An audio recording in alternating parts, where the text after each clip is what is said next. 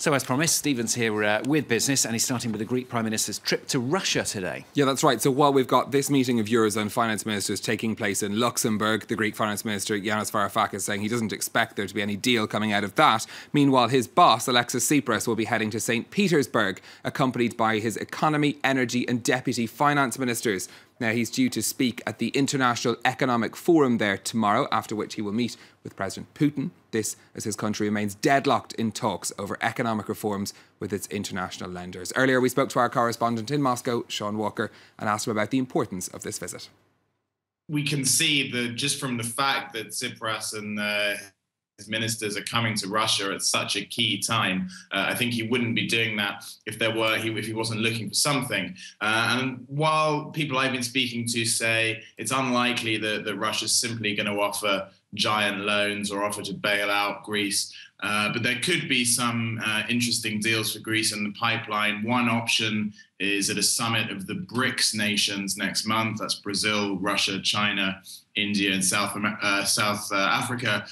They've set up a new development bank. Greece could be asked to join that bank, and it would then be able to receive loans. Another option is Greece could be given a loan that was packaged as advance payments for gas transfers. We probably won't see anything major announced before Greece has made that difficult journey and decision about whether or not it's going to end up staying in the EU or leaving the EU. But I think certainly the Greeks have been talking a lot about getting alternative sources of financing, not just the IMF and the EU, and Russia is one obvious place to look for that. That's Sean Walker there in Moscow. Well, Greece, of course, has been a big subject on the markets too in recent days. Let's see how things are shaping up there today. In Europe, I can tell you that all of the main markets have opened down at the start of trading. This is hopes of a deal from those talks later in Luxembourg seem to have receded. No hopes there of, or at least very little hope of a breakthrough in those talks. Over in Asia, the Federal Reserve's decision yesterday that rate rises would come later than expected in the year, impacting trading and aid. Shanghai Composite, you can see, down again hugely today. This is following a trend we've been seeing a lot this week. There's a rush of IPOs coming, the stock market flotations coming on the Shanghai index, and that's causing a lot of jitters among investors there. Shanghai down over 3%. Going to talk about a story in France next, a sector that is struggling to find workers. That's despite unemployment being at a record high here. Yeah, this is the luxury handcrafts industry. Now, it's an industry that employs more than 160,000 people here in France, but many of those professions are in a very small scale and don't have formal training available. That means that recruiting new staff can be tricky, as Mark Thompson now explains. After 27 years of carefully crafting elaborate chandeliers and ornaments, Isabelle Sylvestre is retiring from her trade. Finding a replacement won't be easy. It's a bit like fashion. When the chandeliers arrive, as you can see, there's nothing. It's my job to prepare the crystals, and I put it all together. The job requires nimble fingers and a keen eye, not skills that can be formally trained and are rare to find, according to the company's manager.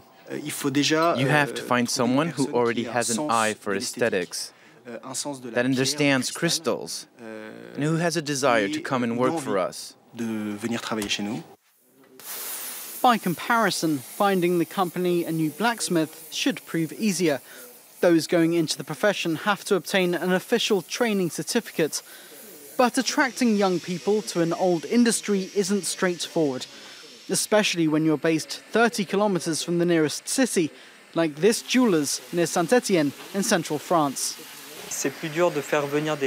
It's a lot harder to bring young people to a small town like this, but we managed to bring in people like non-graduates and people who are unemployed. The French luxury industry employs around 165,000 people across France. Companies are looking harder than ever to find a diamond in the rough.